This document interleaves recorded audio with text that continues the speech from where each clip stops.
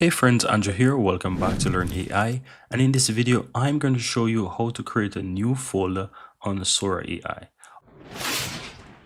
All you have to do, guys, is look down to the lower left hand side. Once you're in Sora, you'll find new folder option in the list. Simple click on it and you can start typing the name of your folder. So let's say I want to call this one My Pics, right?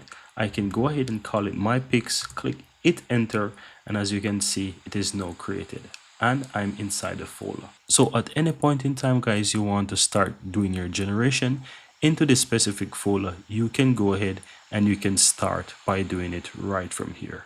And also you can add pictures or videos from your libraries to organize your work. So for example, if I go to my media, you can see that I have some pictures here and I can easily move any one of these to the My Picture folder.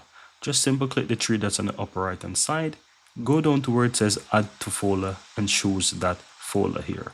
And as you can see, it will move that picture to that folder. Now if I go back to my pics, you will see that the picture is now there. And that's it, guys. Very easy and very simple.